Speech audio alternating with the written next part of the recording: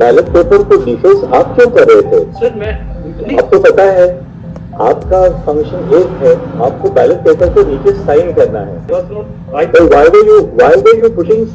were you putting a mark on those ballots? Sir आप बताइए कौन से रूल के तहत आपको ये पावर दी गई है कि आप बैलेट पेपर पे अपना चिन्ह आप लगाएं, क्योंकि रूल 11 में यह लिखा है कि आप उसको साइन करेंगे। चंडीगढ़ मेयर चुनाव में गड़बड़ी मामले को लेकर सोमवार को सुप्रीम कोर्ट में सुनवाई हुई। इस दौरान सीजीआई डीवाई चंद्रचूड़ ने पीठासीन अधिकारी अनिल मसीह को जमकर लताड़ा। सुप्रीम कोर्ट ने मतपत्रों को आज यानी मंगलवार अपने सामने पेश करने का निर्देश दिया है। कोर्ट ने पंजाब हरियाणा हाई कोर्ट के रजिस्ट्रार जनरल से एक अधिकारी को मतपत्रों के साथ भेजने को कहा है। साथ ही रिकॉर्ड के सुरक्षित पहुंचने के सारे इंतजाम करने के भी आदेश दिए हैं। इसके अलावा कोर्ट ने मतगणना का वीडियो भी पेश करने को कहा है।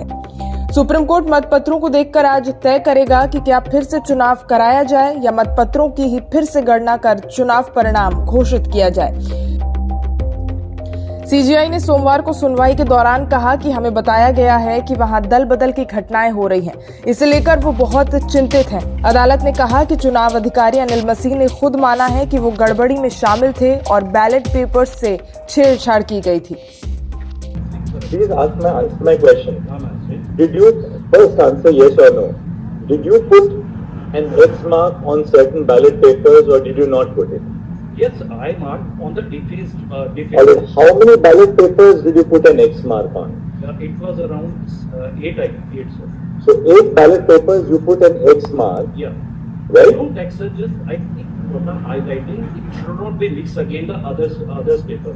And immediately after You can that, speak in Hindi if you're comfortable. yeah, but it seems जैसे ही वो सर हुआ उसके बाद इमीडिएटली आप पार्टी के एक काउंसलर मनोहर और प्रेमलता आए। वो उन्होंने, मैंने ये बोला कि इतना 12 और 16 8 हुआ है, वो आए और उन्होंने आके सारे बैलेट पेपर को स्नैच करके भागने लगे और उनको डिस्ट्रॉय करने लगे, फाड़ा। और चंडीगढ़ पुलिस के मार्शल्स ने उनको आकर बचाया और वापस उन सभी बहुत जद्दोजहद हुई वहां पर। जो ये आप काउंसलर थे इन्होंने लेकर भागने लगे। It is quite. सर आप बैलेट पेपर को डिफेंस आप क्यों कर रहे थे? सर मैं आपको पता है आपका फंक्शन एक है, आपको बैलेट पेपर को नीचे साइन करना है।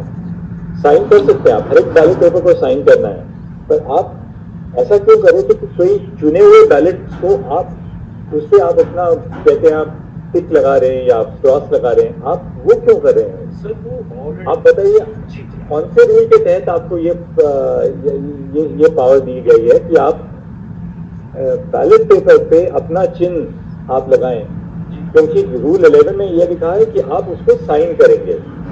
साइन करने के अलावा आपको कौन से रूल में ये कौन से रूल में यह प्रावधान है कि आप उसमें अपना कुछ या एक्स या टिक या कुछ भी जो आप लगा सकते हैं? आपको कहाँ पावर है वो? सर वो मैं again sir I am repeating, वो जब मैंने बैलेट्स को देखा बड़े ध्यान से, वो ऐसे दबाए गए थे कि वो क्वाइट विजिबल थे कि निशान देने की कुछ कोशिश की गई। That is the only reason, sir. I was not. Why were you putting a mark on those ballots? Sir, actually, to make this highlighting, it was defaced by the candidate. So it's admitted that you put your marks on the ballot. True, sir. And on 8 ballots totally. Yeah, and they snatched and destroyed immediately. This answers what he did, Mr. Solicitor. Very clear as to what he did. He has to be prosecuted. I think interfering with electoral democracy by returning officers is the gravest possible thing. I am for the administration, Chandigarh. Oh, I'm sorry. I thought not the learned SC's presence were marked. बताते चलें, supreme court में मंगलवार को होने वाली सुनवाई इसलिए भी अहम होगी क्योंकि चुनाव होने से लेकर अब तक आंकड़ों का गणित बदल चुका है। आपके 3 पार्षद बीजेपी में शामिल हो चुके हैं। इन पार्षदों के आने से बीजेपी के पास अब कुल 17 पार्षद हो चुके हैं। बीजेपी के पास एक सांसद किरण खेर का वोट भी है। इसके अलावा अकाली दल के एक पार्षद ने बीजेपी का समर्थन किया है। बीजेपी के पास अब कुल 19 वोट हैं और आप के मुकाबले वो बड़ी पार्टी बन चुकी है। जब चुनाव हुए थे तब सदन में आप कांग्रेस के कुल 20 पार्षद होने की वजह से बहुमत का आंकड़ा उनके पास था। हालांकि गठबंधन के 8 वोट रद्द करार दिए गए थे, जिसके चलते बीजेपी के उम्मीदवार मनोज सोनकर विजय घोषित कर दिए गए। सुप्रीम कोर्ट में जारी सुनवाई के बीच आप बीजेपी की सियासी जंग के बीच चंडीगढ़ के मेयर मनोज सोनकर ने इस्तीफा दे दिया। कई दिनों से चंडीगढ़ मेयर चुनाव में धांधली के आरोप लग रहे हैं। सुप्रीम कोर्ट से भी अधिकारियों को कड़ी फटकार पड़ चुकी है।